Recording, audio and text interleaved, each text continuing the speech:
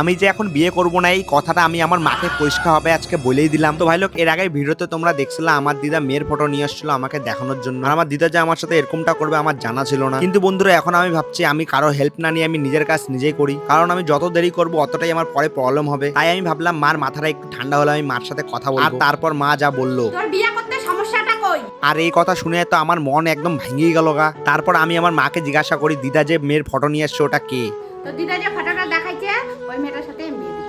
আর এই সব শুনে তো আমার মন মেজাজ একদম ভেঙেই গেছে। বাড়ির লোকজনরা এখনো বুঝতে পারছে না আমি তো বিয়ে করলে বউকে খাওয়াবোটা কি। তাই আমি বাড়ির লোককে ভালো করে বুঝালাম আগে আমি আমার বোনের বিয়েটা দেই, তারপর না হয় আমি আমারটা করব। এখন আমার মা এই কথাটা বুঝলেই হইলো, না হলে যে কি হবে। বড় বোন থাকতে আমি তাও কেন বিয়ে করবো আমি? আমি যেটা বলছি ওইটা ফাইনাল, আমি আর একটা কথা শুনতে চাই না।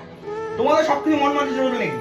আমি কি আমার মাকে মানাইতে পারবো আমার বিয়েটা যেন একটু দেরি করে দেয়, নাকি আমার এই বছরের মধ্যে আমার বিয়ে করতে লাগবে? তো বন্ধুরা দেখা হচ্ছে নেক্সট পার্টে। Thanks for watching. Next part দেখার জন্য সাবস্ক্রাইব করতে ভুলো না।